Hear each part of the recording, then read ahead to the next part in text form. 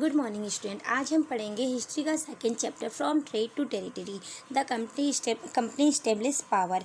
कि मीन्स कैसे एक कंपनी जो है वो व्यापार करने आती है और वो क्या करती है, अपना वर्चस्व बना करके और वो उसी एरिया में जहाँ व्यापार करने आती है उसी एरिया में राज करना शुरू कर देती है। तो इस पूरे चैप्टर में यही पढ़ेंगे कि कैसे ये सारी बातें हुई। ठीक है, तो औरंगजेब का नाम सभी ने सुना हुआ है। तो औरंगजेब जो है वो मुग़ल जो रूलर थे उनका एकदम लास्ट पावरफुल रूलर था। ठीक है, और 1707 में क्या हुआ, औरंगजेब की डेथ हो गई। उसके बाद वहाँ के जो सूबेदार थे, जमींदार थे, उन्होंने अपना जो राज्य जहाँ जिस एरिया में वो सूबेदार थे उसको बढ़ाना शुरू कर दिया और बढ़ाने के बाद खुद को वहाँ पे क्या राजा घोषित करने लगे। और इस समय क्या हुआ था कि जो दिल्ली था वहाँ पे कोई इफ़ेक्टिव सेंटर नहीं था वहाँ पे। ठीक है, और 18th सेंचुरी के सेकेंड हाफ में क्या हुआ था, वहाँ पे एक न्यू रूलर जो है उसका वो इस्टेब्लिश हुआ था। वो कौन थी, वो थी ब्रिटिश। अब ईस्ट इंडिया कंपनी जो है वो ईस्ट में आई। ठीक है, अब ईस्ट डायरेक्शन में आई क्योंकि यूरोप जो है ब्रिटेन है हमारे कंट्री के वेस्ट में है। आप इस फिगर में देख रहे होंगे, देखिए ये जो है यहाँ पे ब्रिटिश आइलैंड है और ये है इंडिया। तो ईस्ट इंडिया कंपनी यहाँ से चल के, देखिए यहाँ पे रूट बताया हुआ कि इस रास्ते वो इंडिया में आई। तो उस समय क्या हुआ था, ये एक नंबर का क्वेश्चन पूछा जाता है कि किस ईयर में ईस्ट इंडिया कंपनी जो है वो इंडिया में आई है। ठीक है, तो वो है ईयर 1600। ठीक है, 1600 में ईस्ट इंडिया कंपनी जो है वो आई। उसको क्या हुआ था, ईस्ट इंडिया कंपनी को क्वीन एलिज़ाबेथ वन जो थी उन्होंने परमिशन दी थी और परमिशन दी थी कि आप जो है ईस्ट में जाइए और वहाँ से जो चीज़ें हैं उनको कलेक्ट कीजिए, रॉ मटेरियल वहाँ से लाइए, फिर उसको यहाँ पे बेचिए यूरोप में। ठीक है, तो इस टाइप का एक चार्टर उनको मिला था। तो इसमें क्या हुआ था, ये जो परमिशन थी सिर्फ ईस्ट इंडिया कंपनी को मिली थी, यानी कि ईस्ट इंडिया कंपनी के अलावा कोई अदर कंपनी जो है वो इंडिया में नहीं आ सकती थी, ईस्ट डायरेक्शन में नहीं आ सकती थी बिजनेस करने के लिए, ट्रेड करने के लिए।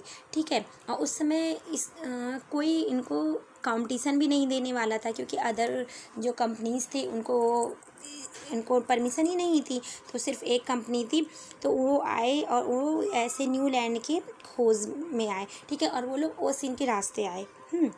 और जब उनको ऐसे लैंड की ज़रूरत थी जहाँ पे उनको जो रॉ मटेरियल है वो कम प्राइस में मिले, जिसको फिर वो लोग क्या करें, बना करके फिर हायर प्राइस में वहाँ बेचे, यूरोप में बेचे। ठीक है, तो इसको मर्चेंटाइल कहते हैं। ठीक है, मर्चेंटाइल मीन्स होता है कि किसी चीज़ को लो प्राइस में ख़रीदना और उसको हाई प्राइस में सेल करना। ठीक है, तो उस समय क्या हुआ, जो कंपनी थी वो गुड्स को इंडिया से, मतलब वो जब इंडिया में आए तो उनको इंडिया में बहुत सारी चीज़ें मिली और बहुत ही चीप रेट में, सस्ते दाम में। ठीक है, तो इस तरह से बिना किसी कंपटीशन के और बिना किसी ज़्यादा प्रेशर के और विद क्वीन एलिज़ाबेथ फर्स्ट के परमिशन से वो इंडिया आए, उन्होंने सामान लिया, यूरोप में वो लोग बेचने लगे भारी मुनाफे के साथ। ठीक है, अगर आप कोई चीज़ लेंगे और उसको अगर आप 10 रुपये में ख़रीद रहे हैं और अगर आप 100 रुपये में बेच रहे हैं तो आपको क्या है 90 रुपीज़ का फ़ायदा होगा ना। तो सेम यही कंडीशन वहाँ पे थी। अब जब ईस्ट इंडिया कंपनी इंडिया में आई तो उस टाइम पे ऑलरेडी पोर्टुगीज़ थे। ठीक है, पोर्टुगीज़ जो कि इंडिया में आ चुके थे। उनका जो फर्स्ट एक्सप्लोरर था वास्को द गामा। ठीक है, वो उसने जो ओशियन रूट था वो ढूंढ लिया था। तो पोर्टुगीज़ इंडिया में आके ट्रेड करते थे और उनका जो बेस था वो गोवा बनाया था उन्होंने। ठीक है, और ये जो रूट था वास्को डी गामा ने 1498 में सर्च किया था। ठीक है, और अर्ली 17th सेंचुरी में डच जो थे वो भी ट्रेड के पॉसिबिलिटीज़ की वजह से इंडिया में आए थे। उसके बाद फ्रेंच ट्रेडर्स भी आ गए। मीन्स अब क्या हुआ कि ब्रिटिश भी आ गए, फ्रेंच भी आ गए, पोर्टुगीज़ भी आ गए, डच भी आ गए।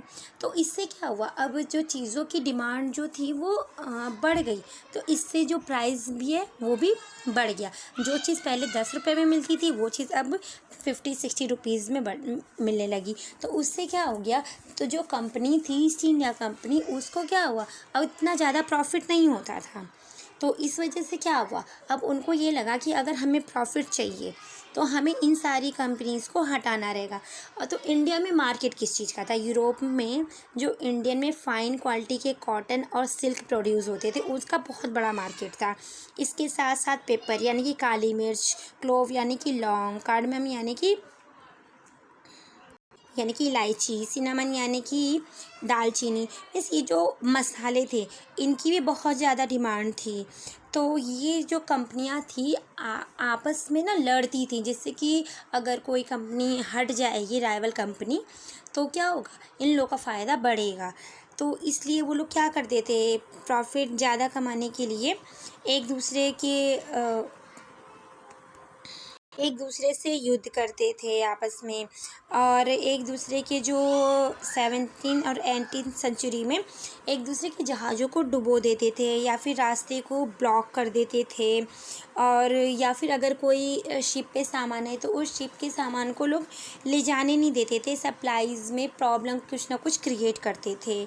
तो इस तरह से क्या कंपनीज़ के बीच में आपस में लड़ाइयाँ स्टार्ट हो गई थी ज़्यादा प्रॉफिट के लिए। और जो लोकल रूलर थे, अब इंडिया में आप सामान लेके जा रहे हो लेकिन इंडिया के जो लोग हैं उनको भी तो चाहिए। तो उनके साथ भी क्या होता था, वो लीड करना चाहती थी प्रॉफिट के लिए। तो यहाँ पे क्या हुआ, वो कंपनी जो है वो सोच रही थी कि पॉलिटिक्स को वो ट्रेड ट्रेड से अलग नहीं कर पा रही थी। ठीक है, ट्रेड मतलब व्यापार, पॉलिटिक्स और व्यापार वो सोचती थी दोनों अलग अलग रहे, लेकिन वो इसमें असमर्थ थी। ईस्ट इंडिया कंपनी जो है उसने सबसे पहले बंगाल में जो हुगली नदी है, ठीक है, 1651 में उसके किनारे उसने फैक्ट्री डाला था। और वो क्या करते, उसने एक स्टोर भी बनाया था, वेयर हाउस, जहाँ पे वो जो गुड्स सप्लाई करने थे, गुड्स यानी कि सामान जिसको सप्लाई करना है, ठीक है, वो गुड्स में हर सारी चीज़ें आती हैं, तो इसमें वो सारा स्टोर करती थी। और उन्होंने अपना ऑफिसेज भी वहाँ पे सेट किए थे। उस समय जो औरंगज़ेब थे उन्होंने ईस्ट के 3 जो गांव थे उनको उनकी ज़िम्मेदारी जो है वो कंपनी को दी थी। जो उस समय उसका नाम कालीकट था, लेकिन इस समय आज के टाइम पे हम उसको कोलकाता के नाम से जानते थे। और उन्होंने एक फरमान जारी किया था कि कंपनी जो है जो भी ट्रेड करेगी वो ड्यूटी फ्री रहेगी, मीन्स उस पर कोई टैक्स वगैरह नहीं लगेगा। और जो कंपनी थी वो हमेशा चाहती थी कि जितना उसको मिला है उससे ज़्यादा उसको मिले। और वो जो औरंगज़ेब का फरमान था उससे ज़्यादा उसको चाहिए था, ठीक है, वो सिर्फ ये नहीं चाहते थे कि जो है ड्यूटी फ्री हो, और भी सारी चीज़ें हों।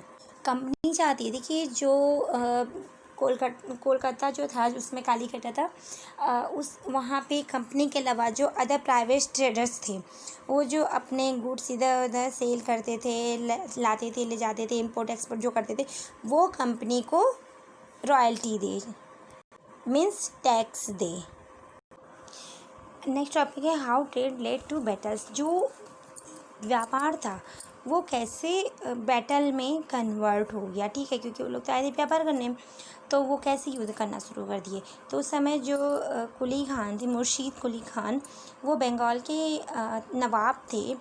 और उनके साथ अलीवर्दी खान और सिराजुद्दौला जो थे, बाद में जो बंगाल के नवाब बने, इन लोगों ने क्या किया, कंपनी चाहती थी कि वो सिर्फ एक जो बंगाल का एरिया सिर्फ यहाँ ना ट्रेड करे, वो और ज़्यादा एरिया में ट्रेड करे और ज़्यादा लोग उनको टैक्स दें, और उनकी डिमांड और ज़्यादा की हो गई।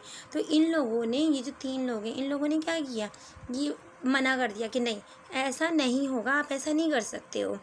तो इससे क्या हुआ कि जब कंपनी की डिमांड जो है वो पूरी नहीं हुई, जो सेटलमेंट था, औरंगज़ेब की डेथ हो गई थी, ठीक है, उसके बाद की ये बात है। तो उससे क्या हुआ, जो कंपनी थी उसकी जो जितनी भी डिमांड थी फुलफिल ना होने की वजह से एक ना युद्ध जैसा माहौल बन गया था कि कंपनी कहती थी नहीं ज़्यादा हो, लेकिन ये सब चीज़ें नहीं हो रही थी। तो इसलिए इसके बाद जो बहुत ही फेमस युद्ध है the battle of Plassey, Plassey का युद्ध हुआ था। प्लासी के युद्ध के बारे में हम नेक्स्ट वीडियो में पढ़ेंगे।